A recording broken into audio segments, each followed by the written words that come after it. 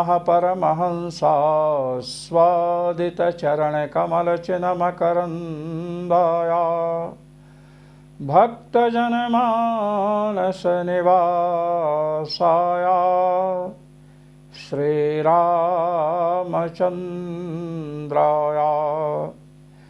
यत्र यत्र रघुनाथकीर्तनं तत्र तत्र कृतमस्तकाञ्जलिं बाष्पवारि परिपूर्णलोचनं मारुतिं नमत राक्षसान्तकं सीतानाथसमारम्भां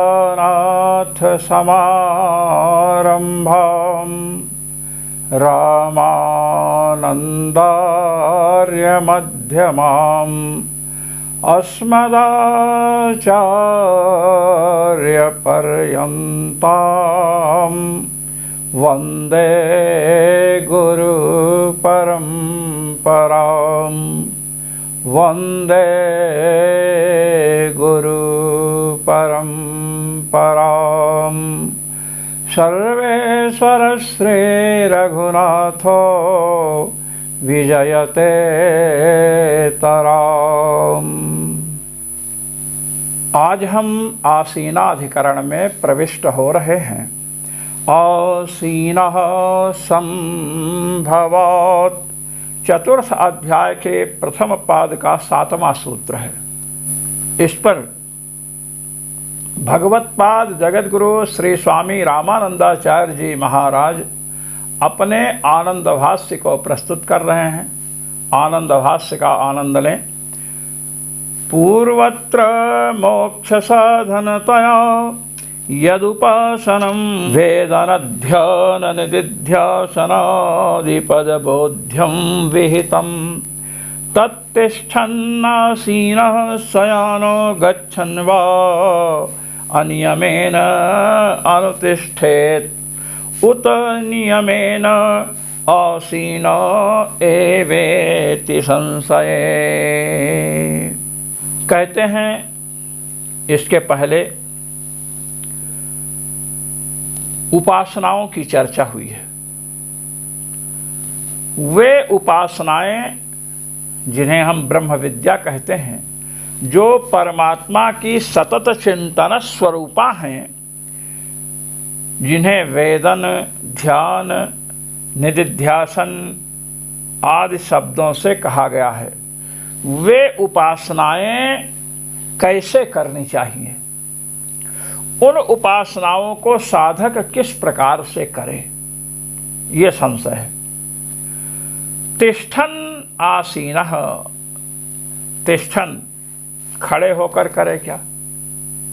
बहुत महत्वपूर्ण चर्चा इस अधिकरण में, आसीनाधिकरण में हो रही है।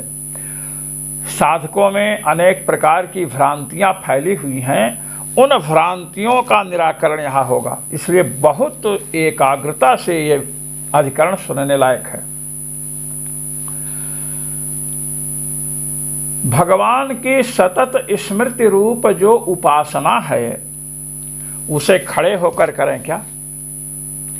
आसीनः अथवा आसन पर बैठकर करें, आसीन होकर बैठकर करें, शयानो या लेट करके करें, गच्छन् वा अथवा चलते फिरते करें।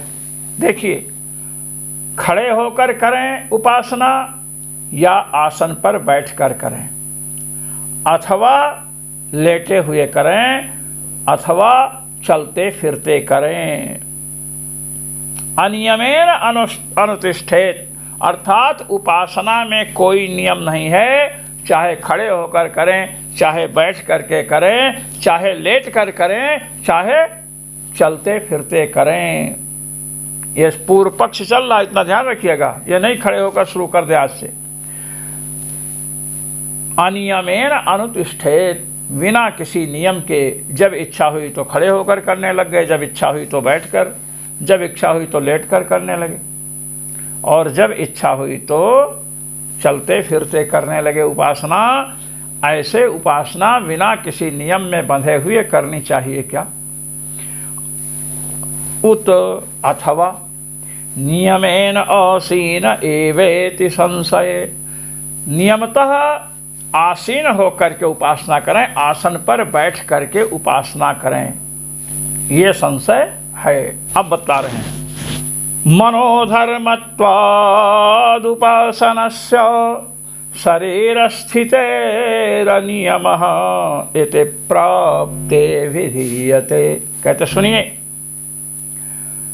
उपासना है क्या? निदिध्यासितव्यः, निदिध्यासन ध्यान का जो एक प्रवाह विशेष है, निरंतर जो ध्यान है, तैलधारावद जो अविच्छिन्न स्मृति है, यही तो उपासना है। तो ऐसी उपासना तो मन का धर्म है, शरीर का धर्म तो है नहीं।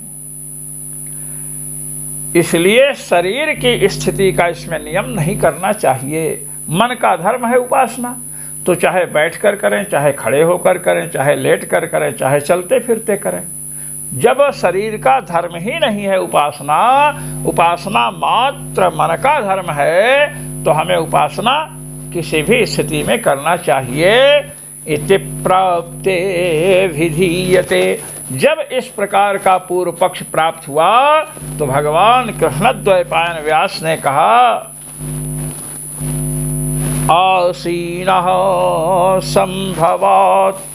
देखो, मन का धर्म उपासना है, ये बात सत्य है, शरीर का धर्म नहीं है। किंतु उपासना ना तो खड़े होकर करनी चाहिए, ना लेट कर करनी चाहिए, ना चलते फिरते करनी चाहिए। उपासना बैठ कर ही करनी चाहिए। आसीनः संभवात्। आसीन एव उपासनं विदध्यात्। आसीन होकर के ही उपासना करे, ये बतलाया। आसीन होकर के ही उपासना करे। कुतः, कहे क्यों, क्या कारण है कि खड़े होकर ना करें, चलते फिरते ना करें, लेट कर ना करें, केवल बैठ कर ही करें? क्यों? कुतः, कहते संभवात्, कहे तभी उपासना संभव है।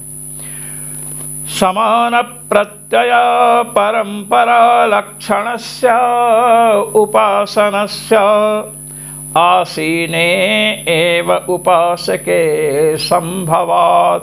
कहे पहले ये तो समझ लो कि उपासना है क्या। समान प्रत्यय परंपरा लक्षणस्य उपासनस्य। उपासना क्या है? समान प्रत्यय, एक प्रत्यय, एक जो चिंतन है उसकी अजस्र धारा चलनी चाहिए। भगवान का चिंतन शुरू किए, अब दुकान और मकान का चिंतन शुरू हो गया, मठ मंदिर का चिंतन, चेला चेली का चिंतन, लड़का लड़की का, नौकर का चिंतन, ये सब नहीं। समान प्रत्यय परंपरा, भगवद विषयक, एक, समान माने एक, एक प्रत्यय, प्रत्यय माने उपासना, एक उपासना की परंपरा, एक चिंतन की। उपासना क्या है? चिंतन स्वरूपा है। तो परमात्म चिंतन जब चला तो परमात्म चिंतन की परंपरा चलनी चाहिए।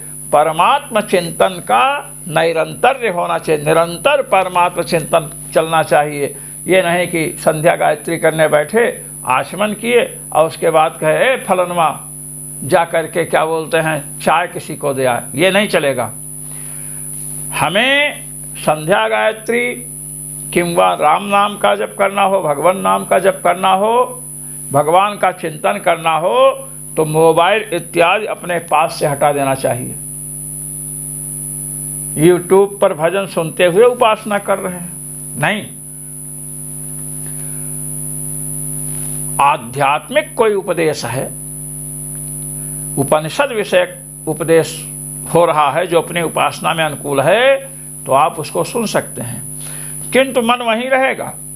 आप अपने आराध्य का चिंतन नहीं कर सकते हैं। इसलिए आराध्य का चिंतन, आराध्य के अजस्र चिंतन की जो परंपरा है, यह परंपरा स्मृति का जो प्रवाह है, अजस्र माने बिना विजातीय प्रत्यय, विजातीय प्रत्यय से शून्य जो परमात्मा विषयक सजातीय चिंतन है, उसका जो प्रवाह है, जैसे प्रवाह नदी का प्रवाह चल रहा है, खंडित नहीं हो रहा है। ऐसे ही परमात्मा विषयणी स्मृति का प्रवाह होना चाहिए, एक के बाद दूसरी, दूसरी बात तीसरी, तीसरी बात चौथी। ऐसा ये नहीं एक स्मृति परमात्मा की हुई तो एक स्मृति किसी अपने प्रिय जन की हो गई, ऐसा नहीं। विजातीय प्रत्यय शून्य सजातीय प्रत्यय प्रवाह विशेषः उपासनम। विजातीय प्रत्यय दुकान मकान का चिंतन ना करते हुए केवल भगवान का चिंतन कर रहे हैं, अपने आराध्य का चिंतन कर रहे हैं। इस चिंतन की जो परंपरा है यही तो उपासना है, यही तो निधिध्यासन है। ऐसी उपासना आसीने एव उपास के संभवात। आसीन जो आसन पर बैठा हुआ है ऐसे ही उपासक में संभव है। पद्मासन लगाइए, सुखासन से बैठिए, सिद्धासन से बैठिए, जो आसन आपको अनुकूल हो। किसी किसी को पद्मासन अनुकूल पड़ता है, ये नहीं तो कहे कि बैठ करके ही क्यों करें, खड़े होकर करें, चलते फिरते करें, लेटे हुए करें। उपासना तो मन का धर्म है, मन से करते हैं। बहुत से लोग कहते किसी ने पूछा साधक ने कि नाम जप करते हो, कहे नहीं हम हमेशा करते रहते हैं, मन से करते रहते हैं। बहुत बड़े साधक बन गए। यदि कोई नियमतः नाम जप मंत्र जप का संकल्प नहीं लेता है, नहीं करता है और कह रहा है हम हमेशा करते रहे, तो समझिए कि वो फालतू बोल रहा है, बकवास कर रहा है। जो नियमतः नाम जप कर रहा है, मंत्र जप कर रहा है, वही चलते फिरते भी नाम जप कर सकता है। नाम जप कभी भी कर सकते हैं, किंतु कोई नाम जप चलते फिरते या खड़े होकर के ही चाहे करके हम सिद्धि लाभ प्राप्त कर लेंगे, तो ऐसी बात नहीं है। यदि भगवान ने बैठने की क्षमता दी है, आप भोजन करते हो बैठ करके, शौचालय में जाते हो मंजन करते हो बैठ करके, शौच करते हो बैठ करके, किसी से बात करनी हुई तो कुर्सी पर बैठकर बात करते हो, और जब उपासना की बात आई तो कहते हम खड़े खड़े कर लेते हैं, चलते फिरते करते रहते हैं। क्यों भाई? क्योंकि उपासना में आपका समादर भाव नहीं है, आदर भाव नहीं है। जिसमें आदर भाव है उस कार्य को हम बैठकर करते हैं।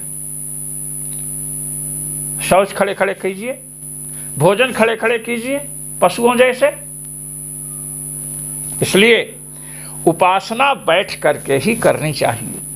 अब जो भगवान नाम जप कर रहे हैं बैठे बैठे, अब वो खड़े हैं या चल रहे हैं या कहीं भी जा रहे हैं, नाम की स्मृति उन्हें होगी, बहुत अच्छी बात है, होनी चाहिए, वो कर सकते हैं। लेकिन बैठ करके करते हैं। पद्मासन सिद्धासन नहीं लगा सकते, कुर्सी पर बैठिए। बैठिए तो जिससे कि शरीर किसी अन्य व्यापार को, अन्य चेष्टा को उस समय न करे, केवल नाम जप मंत्र जप भगवत चिंतन करें। अस्तु। न हि तिष्ठतः पुंसः सम्यक उपासनम संभवति। कहते हैं खड़े होने वाला जो प्राणी है उससे पूर्णतया एकाग्र चित्त से उपासना नहीं हो सकती है। क्यों? शरीर धारण प्रयोजक प्रयत्न अपेक्षया चित्त विक्षेपात। हेतु दिया, भाई खड़े हैं तो उसके लिए प्रयास कर रहे हैं, खड़े रहें, इधर उधर गिरे नहीं। शरीर धारण का प्रयोजक जो प्रयत्न है, प्रयोजकम, हमारे न्याय दर्शन में गुरु जी ने बताया, प्रयोजकत्वम कारण कारणतावच्छेदक साधारणम। प्रयोजक क्या है? प्रयोजक कारण और कारणतावच्छेदक साधारण को कहते हैं। प्रयोजक का कारण भी होता है और प्रयोजक का कारणतावच्छेदक भी होता है, ये बतलाया। तो शरीर धारण करने का कारण, शरीर धारण का कारण जो प्रयत्न है वो प्रयत्न आपको करना पड़ेगा, इसलिए चित्त विक्षेप होगा, मन एकाग्र उतना नहीं हो सकता है। बैठकर उपासना कर रहे हैं, कोई अन्य चेष्टा नहीं कर रहे हैं, नाम जप कर रहे हैं, मंत्र जप कर रहे हैं, भगवत चिंतन कर रहे हैं, समाधि लग गई। खड़े खड़े समाधि लगेगी, गिर जाओगे। ये नवागच्छतो अनेकधा वस्तु दर्शनेन चित्तस्य चांचल्यात्। कहते हैं चलते फिरते भी उपासना अच्छी तरह से नहीं हो सकती है। कान खोलकर सुन लें जो कहते हैं हम चलते फिरते ही नाम जब पूरा कर लेंगे।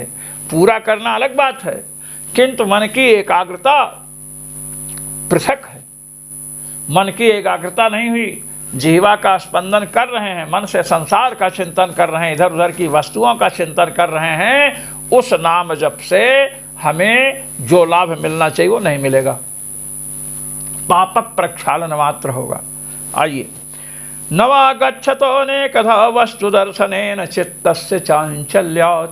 भगवत पाद जगत गुरु श्री स्वामी रामानंदाचार्य जी महाराज कह रहे हैं कि जो चलते फिरते उपासना करते हैं उन्हें उपासना में सिद्ध नहीं मिल सकती है, क्योंकि जब चलेंगे तो अनेक प्रकार की वस्तुएं आपके दृष्टिपथ में आएंगी, दिखाई देंगी, तो चित्त चंचल होगा। इसलिए चलते फिरते भी उपासना नहीं करनी चाहिए। उपासना में चित्त की एकाग्रता अपेक्षित है। चलते फिरते उपासना करेंगे संभव ही नहीं है, क्योंकि चित्त का चांचल्य उस समय होता है। कहे लेट करके, कहे शयनस्य निद्रा प्रसंगात्। लेट करके उपासना करने चले, कुछ देर के बाद नींद आ गई, सो गए, खर्राटे भर रहे हैं। लेट करके जो उपासना करते हैं उनको भी उपासना में सिद्ध नहीं मिलते, उपासना नहीं हो सकती है, क्योंकि निद्रा आ जाएगी। तस्मान्नासाग्र दृष्टि सन् आसीन एव उपासनम कुर्यात्। इसलिए नासाग्र दृष्टि हो। नासाग्र दृष्टि, नासा का जो अग्रभाग है यहाँ पर दृष्टि हो, ये उपलक्षण मात्र है। बहुत लोग नाक के सामने ही दृष्टि रखते हैं। जिस समय आप पद्मासन से बैठेंगे, मेरुदंड सीधा करेंगे, किंवा सिद्धासन से बैठेंगे, मेरुदंड सीधा करेंगे और परमात्मा का चिंतन करेंगे, उस समय नासाग्र दृष्टि स्वतः रहेगी। नासाग्र दृष्टि करने का मतलब तात्पर्य है कि जिनको उपासना में प्रवेश पाने के लिए कुछ एकाग्रता चाहिए, वे नासाग्र, नासा नासिका के अग्रभाग पर दृष्टि जमावें। जैसे कुछ लोग मोमबत्ती पर दृष्टि जमाते हैं, त्राटक करते हैं, ऐसे ही। इसलिए आसीन बैठ करके ही उपासना करनी चाहिए। ये ध्यानाच्च चतुर्थ अध्याय के प्रथम पाद का 8वां सूत्र है। निदिध्यासितव्य, बृहदारण्यक चतुर्थ अध्याय के पंचम खंड का 6वां वाक्य।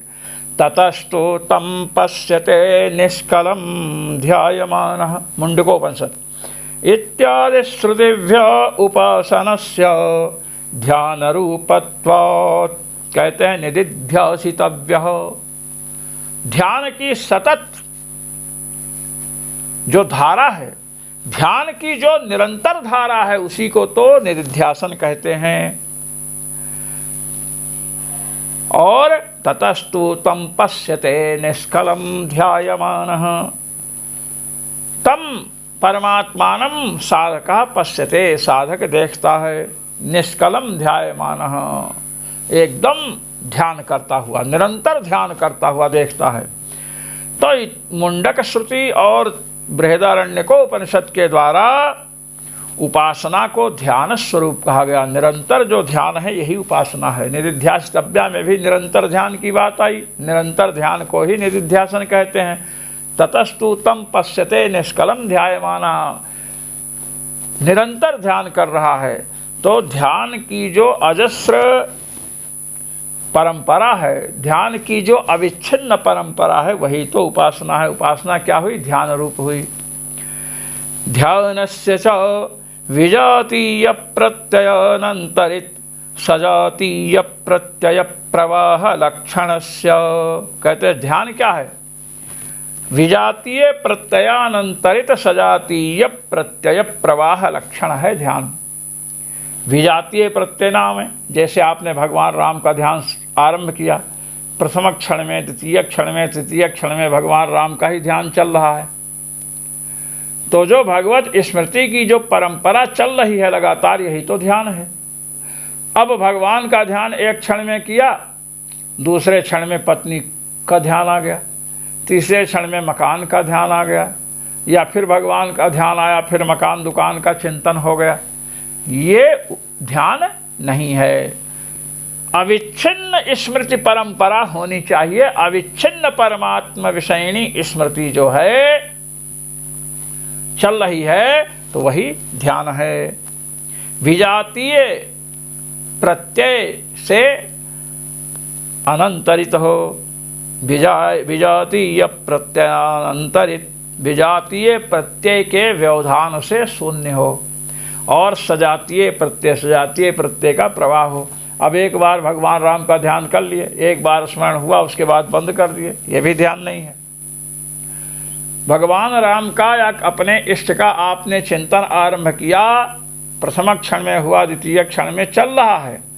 सजातीय प्रत्यय चल रहे हैं। सजातीय परमात्मा का जिस प्रकार ध्यान किया उसी प्रकार फिर चल रहा है, फिर चल रहा है। तो सजातीय प्रत्यय, अब इसमें कोई बीच में दुकान का चिंतन आ गया तो विजातीय प्रत्यय हो गया, विजातीय चिंतन हो गया। तो विजातीय प्रत्यय के व्यवधान से शून्य हो और सजातीय परमात्मा विषयक जो चिंतन है, इसी का नाम ध्यान है। अनन्य चेतस्त्वेन ब्रह्मैक सतत चिंतनात्मकस्य। अनन्य चित्त जब होगा, अन्य में चित्त नहीं जाएगा, विषयों में चित्त नहीं जाएगा, केवल परमात्मा में ही चित्त जाएगा। ऐसा प्राणी परमात्मा का जो सतत चिंतन रूप ध्यान है उसको कर सकता है। कब? आसीने स्वेव संभवात्, आसीन एव उपासीत। ऐसा निरंतर ध्यान आसीन होकर के ही किया जा सकता है, किसी आसन विशेष पर बैठ करके ही किया जा सकता है, खड़े होकर के नहीं, क्योंकि शरीर का व्यापार होगा, शरीर की चेष्टा होगी। लेट करके करेंगे तो निद्रा आ सकती है, आई जाती है लोगों को, और चलते फिरते करेंगे तो अनेक प्रकार के दृश्य आपके सामने आएंगे तो चित्त चंचल होगा। इसलिए उपासना बैठकर करें। अचलत्वं चापेक्ष, चतुर्थ अध्याय के प्रथम पाद का 9वां सूत्र है। अब इस बैठ करके ही ध्यान करें, इसमें श्रुति को भी प्रमाण रूप से प्रस्तुत कर रहे हैं। ध्यायतीव पृथिवी ध्यायतीव अंतरिक्षम ध्यायतीव द्यौर्ध्यायतीव आपो ध्यायन्तीव पर्वता ध्यायन्तीव देव मनुष्याः। छांदोग्योपनिषद के 7वें अध्याय के 6ठे खंड का पहला वचन है, प्रथम वाक्य है। ध्यायतीव पृथ्वी, पृथ्वी अचल है, कहते हैं लगता है ध्यान कर रही है। अचलत्वं चापेक्षि, पृथ्वी अचल है इसलिए लगता है ध्यान कर रही है। ध्यायतीव अंतरिक्षम, अंतरिक्ष लगता है ध्यान कर रहा है, आकाश। ध्यायतीव द्यौर, दिवलोक लगता है ध्यान कर रहा, अचल है। ध्यायतीव आपो, किसी सरोवर में जल भरा है, एकदम निश्चल जल है, तो कहते लगता है जल ध्यान कर रहा है। ध्यायन्तीव पर्वताः, पर्वत अपने स्थान पर सुस्थिर हैं, उनकी अचलता को देख करके कहा लगता है ध्यान कर रहे हैं। ध्यायन्तीव देव मनुष्याः, देवता और मनुष्य जब आसन पर बैठ रहे हैं, बैठ चुके हैं, एकाग्र चित्त हैं, तो लगता है कि ध्यान कर रहे हैं। तो इन सब की अचलता को लेकर के ही ध्यायतीव, ध्यान कर रहे हैं, ऐसा प्रयोग हुआ है।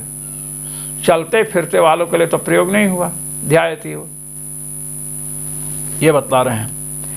इत्येवमादीनां श्रुत्युक्तानां ध्यानोपचारवतां पृथिवी पर्वतादीनां यदचलत्वं दृश्यते तदपेक्ष ध्यायमानस्य अचलत्वम् आवश्यकम।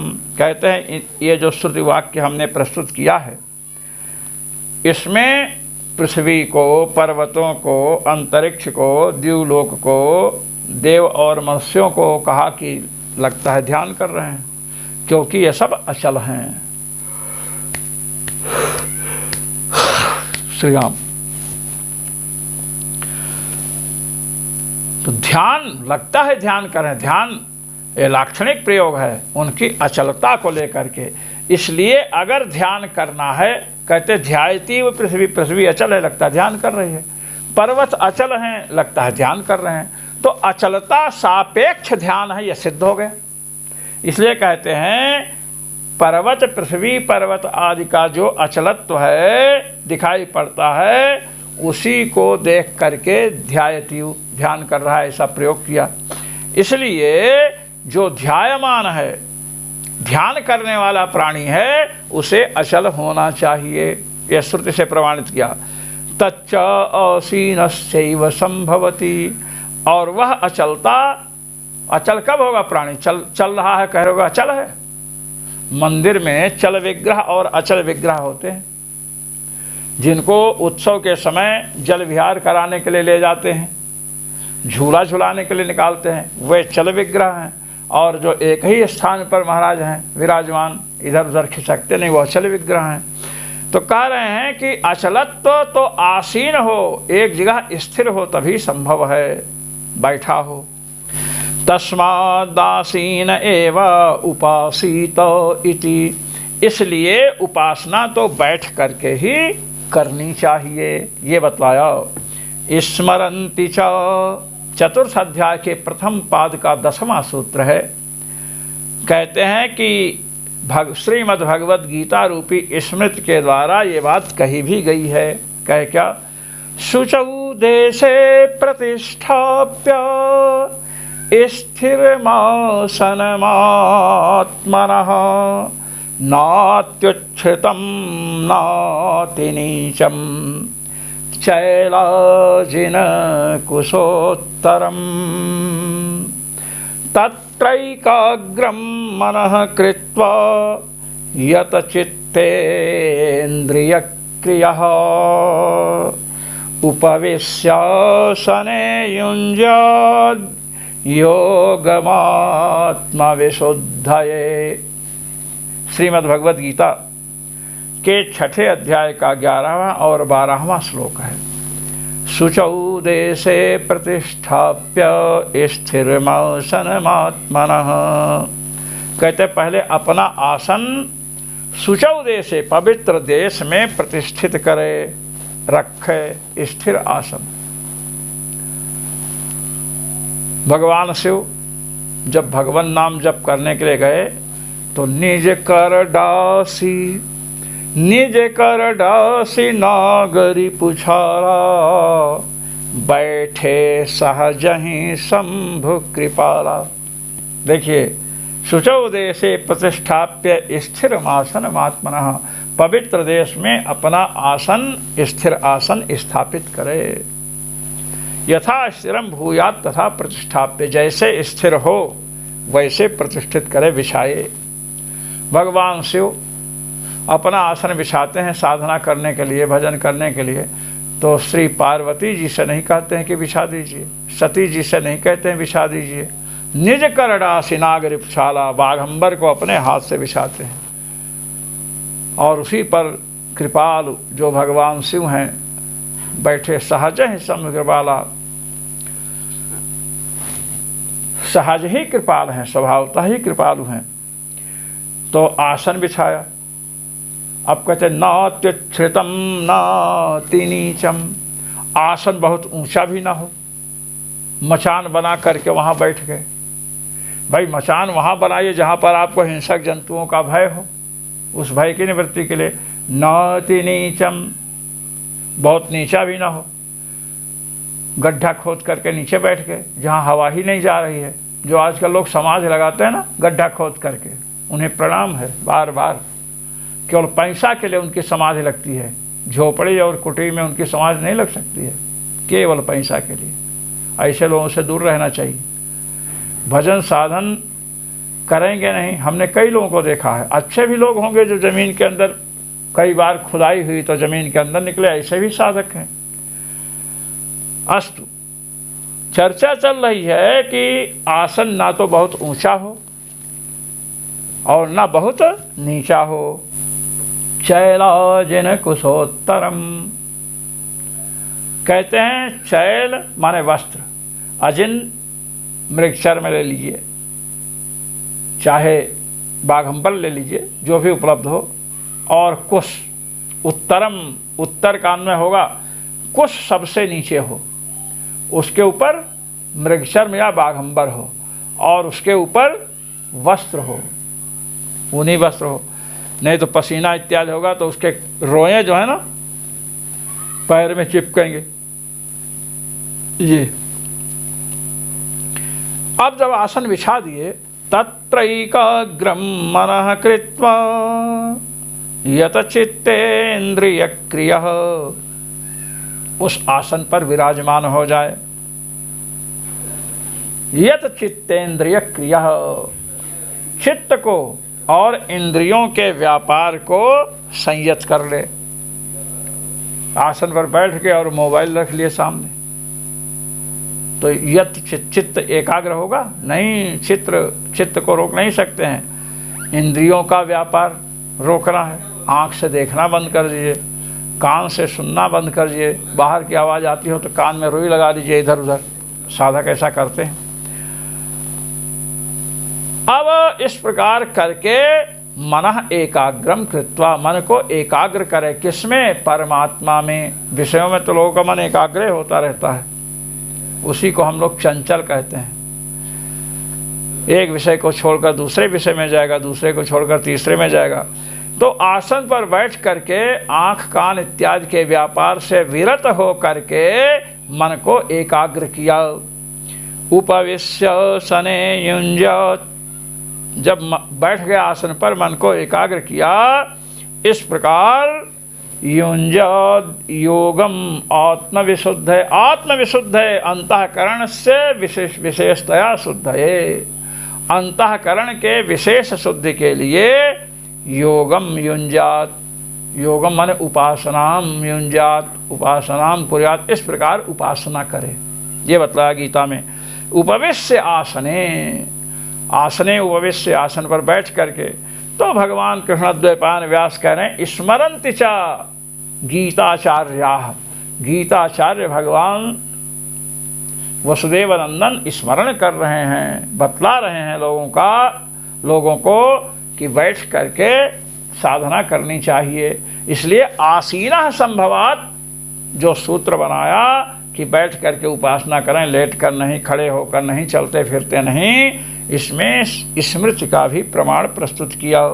त्यासीनस्यैव परमात्मनः योगाख्यम ध्यानम स्मरन्ति गीताचार्य इति। कहते हैं इस प्रकार जो आसीन है, आसन पर बैठा हुआ है, ऐसे ही प्राणी का परमात्मनः योगाख्यम ध्यानम, परमात्मा का योग, योग है नाम जिसका, ऐसे ध्यान का स्मरण भगवान ने किया, लोगों के लिए बतलाया।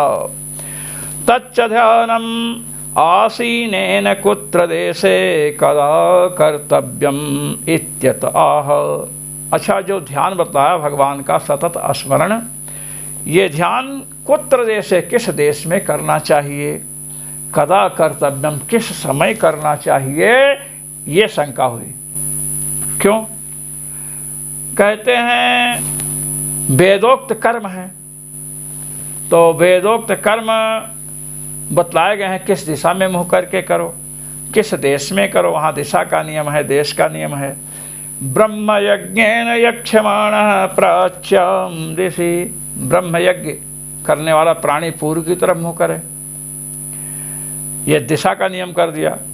प्राचीन प्रवणे वैश्वदेवे न यजेत, प्राचीन प्रवणे, प्रवणे देखिए आग, प्राचीन पश्चिम की ओर जमीन कुछ झुकी हुई हो, ऐसे स्थान पर वैश्वदेव याग करे, देश का नियम कर दिया।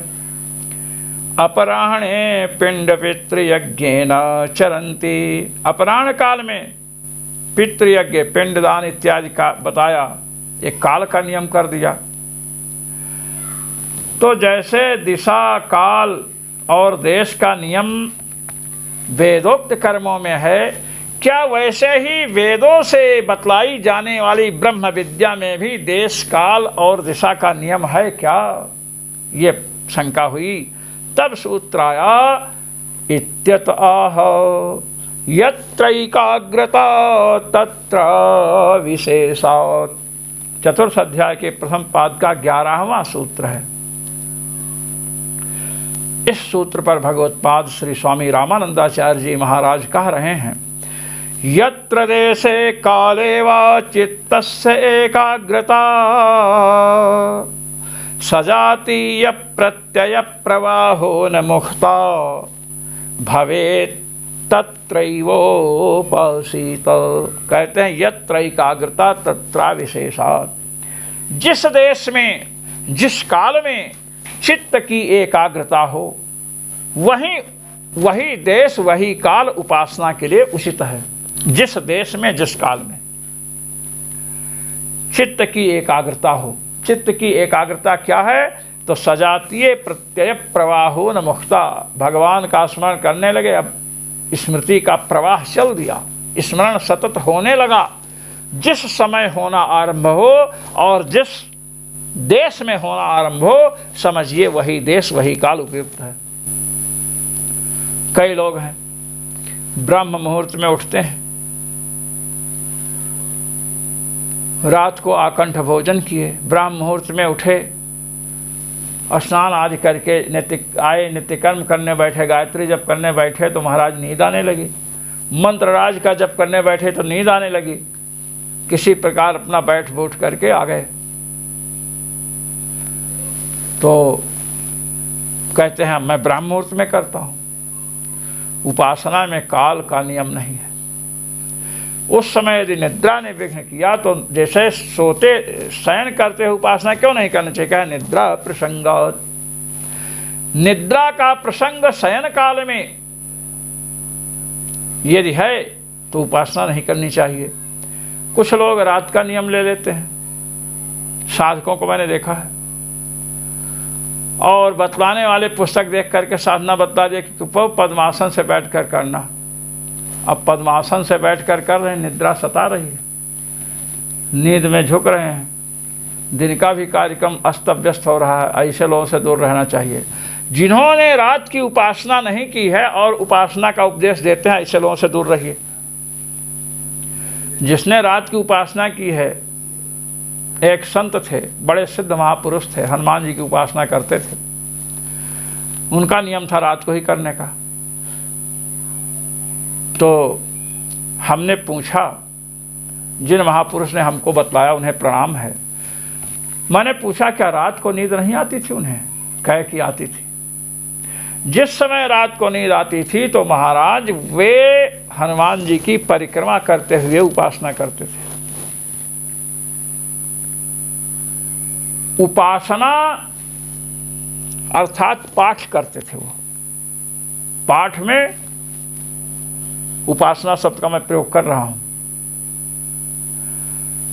जहां देश का नियम है अनंतम शिव सन्निधौ, भगवान शिव के समीप जप करें तो अनंत गुणा लाभ होगा। सत्य है, होता है, किंतु जप और उपासना में भेद है। जप में जिह्वा का संचालन होता है, उपासना सतत स्मृति रूपा है। भगवान का जो सतत चिंतन हम करते हैं, जप कर रहे हैं तब तज्जपस तदर्थ भावनम, भगवान के मंत्र का, भगवान के नाम का जप कर रहे हैं, उनकी स्मृति भी साथ साथ चल रही है, ये उपासना है। तो यदि आप नियम ले रखे हैं और कदाचित ऐसी स्थिति आ जाए कि नींद आ रही है तो आसन पर बैठ करके आसीना संभवात उस समय नहीं होगा, क्योंकि निद्रा प्रसंगात, निद्रा का प्रसंग है। इसलिए निद्रा से बचने के लिए जैसे हम लेट करके उपासना नहीं करते हैं, वैसे ही निद्रा से बचने के लिए हमें खड़े हो जाना चाहिए। खड़े होकर उपासना करिए, मंत्र जप नाम जप जो भी कर रहे हैं। और खड़े होने पर भी यदि आपको विघ्न आ रहा है तो देखिए पेट वोट भरा तो नहीं है, शौच आदि आना चाहिए, शरीर शुद्ध करके स्नान करके बैठना चाहिए। आसन पर चलते हुए आगे पीछे चल करके भी आप जप कर सकते हैं, किंतु स्मृति रूप जो उपासना है, भगवान की सतत स्मृति रूप उपासना, उसमें और जप में भेद है। जप जिह्वा का कार्य है और उपासना सतत स्मृति मन का कार्य है। चलते फिरते आप मंत्र जप की संख्या, नाम जप की संख्या पूर्ण कर सकते हैं, किंतु सतत स्मृति नहीं कर सकते हैं, क्योंकि शरीर धारण का जो कारण व्यापार है, चेष्टा, उसे आपको करना पड़ेगा। उसमें चित्त का वैकल्य होगा, चित्त एकाग्र उतना नहीं हो सकता है। यहाँ चर्चा चित्त की परम एकाग्रता जो है उपासना, उसे कह करके की गई है। शिव जी के मंदिर में बैठिए, अनंत गुणा फल होगा जब का, किंतु वह उपासना नहीं है। हमारे यहाँ जिस विषय पर आत्म साक्षात्कार को करने का साधन, जो आत्मा के सतत स्मरण का प्रवाह है, उसको यहाँ उपासना कहा जा रहा है। यहाँ नाम जप, मंत्र जप इत्यादि को उपासना नहीं कर रहे हैं, कह रहे हैं मंत्र जप और नाम जप के साथ यदि भगवान की सतत स्मृति हो रही है तो वह चरमोपासना है, परमोपासना है। यह बात ध्यान में रखनी चाहिए। किंतु भगवान की स्मृति से विहीन जो नाम जप या मंत्र जप हो, नाम जप को हम प्रणाम करते हैं। नाम जप पहले साधक कुछ ऐसे हैं जो नाम जप करते हुए संसार का चिंतन करते हैं, उनके लिए मैं कह रहा हूँ कि अगर ऐसा करते हैं तो वह उपासना सही नहीं है। हमें नाम जप या मंत्र जप करते हुए भगवान के स्वरूप का चिंतन करना चाहिए, मंत्र के अर्थ का चिंतन करना चाहिए। इस प्रकार चिंतन करते हुए उपासना करें। कुछ दिन चिंतन करेंगे तो अभ्यास हो जाएगा, पहले कुछ परेशानी का अनुभव होता है। मंत्र चिंतन, मंत्रार्थ का चिंतन करेंगे तो मंत्र जप में शिथिलता आती है। मंत्र जप को संभालते हैं तो मंत्रार्थ चिंतन में शिथिलता आती है। इसलिए आरंभ में लगभग 1 महीने परेशानी हो सकती है, अधिक से अधिक। उसके बाद मंत्रार्थ चिंतन और जप स्वतः चलते हैं। मंत्रार्थ चिंतन चलेगा, साथ में जप भी चलता रहता है। ये श्री शास्त्री महाराज अयोध्या के थे, उन्होंने हम लोगों को अभ्यास कराया था, उनको कोटि कोटि नमन है। आइए, तो कहते हैं कि जिस देश में, जिस काल में चित्त की एकाग्रता हो, परमात्मा में चित्त लग जाए, परमात्मा का निरंतर चिंतन चलने लगे, वही देश वही काल उपासना के लिए ठीक है। वहीं बैठकर उपासना कीजिए। कहते हैं क्यों, कुतः, क्यों कहते हैं? प्राच्यादिशो नदी तीरादिदेशस्य ब्रह्म मुहूर्तादिकालस्य च विशेष रूपेण श्रवणात्। कहते सुनो, उपासना में भगवान की सतत स्मृति में पूर्व, पश्चिम, दक्षिण, उत्तर आदि दिशाओं का कोई नियम नहीं है कि पूर्व दिशा में या उत्तर दिशा में ही मुख करके भगवान का स्मरण करें।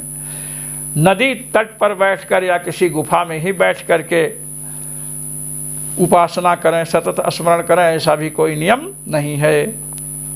ब्रह्म मुहूर्त आदि काल का भी नियम नहीं है कि ब्रह्म मुहूर्त में ही भगवान की सतत स्मृति हो, भगवान का निरंतर स्मरण उस समय हो, ऐसा विशेष रूप से कहीं श्रौत वाक्य, वेद वाक्य नहीं है। क्या अच्छा, ये बात आपने कही कि हाँ, कहे एक वचन मैं प्रस्तुत करता हूँ। समय सुचौ सरकर वहने वालुका,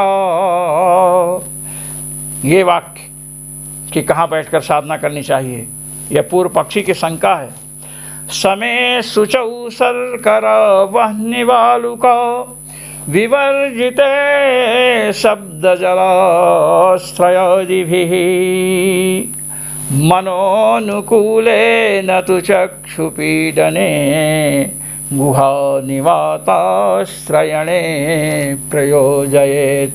कहते तो बहुत प्रसिद्ध वाक्य है, समय सुचौ, स्थान सम हो, बराबर हो, गड्ढा गुड्ढी ना हो। सुचौ, स्थान पवित्र हो। सरकरा बहने वालु का विवर्जिते, सरकरा वालु के कण, सरकरा छोटे छोटे पत्थर, वो ना हो, वह नहीं, आग ना हो वहाँ, और बालू ना हो, इससे विवर्जित हो। शब्द जलाश्रयादिभिः, जलाश्रयों का जहाँ शब्द हो रहा हो, खूब जल प्रवाह सुनाई पड़ रहा हो, ऐसे स्थान पर भी नहीं। मनोनुकूले, मन जहाँ, मन को जहाँ अनुकूल हो, मन को जहाँ अनुकूल वातावरण मिले, वहीं पर भगवान का स्मरण करे। न तो चक्षु पीडने, ऐसी जगह ध्यान मत कीजिए कि आंखों में पीड़ा होने लगे। गुहा निवाताश्रयणे प्रयोजयेत, ऐसी गुहा हो। निवाताश्रयणे, निवात जहां पर हवा इत्यादि कुछ आती हो, या जहां पर हवा का झोंका बिल्कुल ना आता हो, ऐसी हर हर हर हर हवा चलने लगी कि मन ही वस्त्र को ही संभालने में लग गए, ऐसा भी नहीं हो। एकदम शांत स्थल हो, वहां पर उपासना करनी चाहिए। प्रयोजयेत, तो यहां तो बताया गया है कि इस देश का कथन किया गया, और कैसे स्थान पर नहीं करना चाहिए भी बतलाया गया। जहां जल का शब्द होता हो, झरना बहुत गिर रहा है, शब्द हो रहा है, मंत्र जप कर रहे हैं, उस मंत्र को श्रवण ही नहीं कर पा रहे हैं, केवल झरने का ही जल कर्णेंद्रिय में व्याप्त हो रहा है, ऐसी जगह पर उपासना नहीं करनी चाहिए। मनोनुकूल बताया, जहां पर बालू इत्यादि के कण ना हो अधिक, ये बतलाया। वही कह रहे हैं, समय शुचौ शर्कर वह्निवालुका विवर्जिते इति वचनम तो चित्तस्य एकाग्रता निरूपकम एव देशम अभिधत्ते। कहते जिनका मन एकाग्र नहीं है, पहले पहल उपासना में बैठ रहे हैं, भगवान की स्मृति का अभ्यास कर रहे हैं, उनके लिए चित्त की एकाग्रता इन स्थलों में होती है। कहाँ? नदी का तीर हो, ब्राह्म मुहूर्त हो, पूर्व आदि दिशा में मुँह करके बैठें तो इनसे लाभ होगा कि एकाग्रता बढ़ाएंगे। किंतु जब एकाग्रता बढ़ गई तो आप किसी भी दिशा में, ये नहीं कि पूरब दिशा की तरफ सुविधा है तो आप दक्षिण दिशा में मुँह करके बैठ जाओ। देखिए, ये बात ध्यान रखनी है, साधक को शास्त्रीय वचनों का पालन करना चाहिए। जो साधना करते हैं और शास्त्रीय आज्ञा का उल्लंघन करते हैं, उन्हें सिद्धि कभी मिलती ही नहीं है, क्योंकि श्रुति और स्मृति भगवान की आज्ञा है। श्रुति स्मृति ममैवाज्ञे यस्ता उल्लंघ्य वर्तते आज्ञा छेदी मम द्रोही मद्भक्तोऽपि न वैष्णवः। भगवान के श्रीमुख का वाक्य है, वचन है। श्रुति और स्मृति, वेद और स्मृतियां मेरी आज्ञा हैं। जो का उल्लंघन करके अपना जीवन बिताता है, वो मेरी आज्ञा को भंग करने वाला है। मदभक्तो भी, भले मेरी भक्ति कर रहा हो, किंतु न वैष्णवा विष्णु अयम वैष्णवा, किंतु वह मेरा अपना नहीं है, मैं उसे अपना नहीं मानता हूँ। और भगवान जिसको अपना नहीं मानते हो, गड्ढे में गिरता ही गिरता है। इसलिए शास्त्र और सद्गुरु तथा भगवान का स्मरण करते हुए शास्त्र और सद्गुरु के आज्ञा का उल्लंघन नहीं करना चाहिए। बैठे हैं, आपको सुविधा है पूर्व दिशा और उत्तर दिशा में मुँह करने की, तो पूर्व दिशा में उत्तर दिशा मुँह ना करके दक्षिण में कर रहे हैं, या तो यह मूर्खता होगी अथवा शास्त्रीय आज्ञा का उल्लंघन। पूर्व दिशा हो, ब्रह्म मुहूर्त हो, जब साधक के चित्त की एकाग्रता आरंभ में बढ़ाता है तो बाद में न बढ़ाता हो, ऐसी बात तो है नहीं। जो अमृत आज के 100 वर्ष पूर्व, 1000 वर्ष पूर्व था, आज भी वह अमृत है। जो पहले विष था, वह आज भी विष है। इसलिए ये बात जो कह रहे हैं कि यत्र एकाग्रता तत्रा विशेषात्, साधक हैं, संग्रह करते नहीं हैं। आप ऐसी जगह पर हैं जहाँ दक्षिण में मन लगाकर बैठे और मन एकाग्र हो गया, भगवान का चिंतन चलने लगा, अब उसको तोड़ करके पूरब में मुँह करने की आवश्यकता नहीं है। पूरब में मुँह करके बैठे, चिंतन चलने लगा, अब सोचे कि यत्र एकाग्रता तत्रा विशेषात्, हमारे तो मन में एकाग्रता रहती है, अब हम दक्षिण में मुँह करके बैठेंगे। तो ये सब बातें नहीं होनी चाहिए। आपको जो दिशा उपलब्ध हो जाए, आपकी सुविधा के अनुसार, व्यवस्था के अनुसार, देश काल परिस्थिति के अनुसार, जिस देश में हो, जिस काल में हो और जिस दिशा की ओर आपका मुँह हो, वहाँ पर आप भगवान का सतत स्मरण कर सकते हैं, करना चाहिए। आप यदि दक्षिण में आपका मन लग रहा है तो आपको कोई नियम में बांध नहीं सकता कि पूर्व ही बैठकर आप करिए। यदि आपको पूर्व दिशा उपलब्ध है तो पूर्व दिशा में मुंह करके कीजिए, क्योंकि वह जैसे आरंभ में एकाग्रता की कारण थी, एकाग्रता की प्रयोजिका थी, वैसे ही साधना काल में भी सतत स्मृति में भी रहेगी। इसलिए पवित्र देशों का अत्यंत महत्व है, किंतु यहाँ पर बताया गया कि ऐसा कोई नियम नहीं है। ये बता रहे हैं, समय शुचौ सरकरा वह्नि बालुका विवर्जिते शब्द जलाश्रयादिभिः मनोनुकूले न तु चक्षुपीडने गुहा निवाताश्रयणे प्रयोजयेत्। ये जो वचन है, इति वचनम तो चित्तस्य एकाग्रता निरूपकम एव देशमभिधत्ते। चित्तस्य एकाग्रता निरूपकम एव देशम अभिधत्ते। ये जो वचन है, समय शुचौ सरकरा वह्नि बालुका विवर्जिते शब्द जलाश्रयादि भी, ये सब जो वचन हैं ये चित्त की एकाग्रता के निरूपक हैं कि सुंदर देश में, पवित्र देश में, पूर्व दिशा में, ब्राह्म मुहूर्त में बैठेंगे तो चित्त की एकाग्रता होगी, आपको चित्त एकाग्र करने में सहयोग मिलेगा।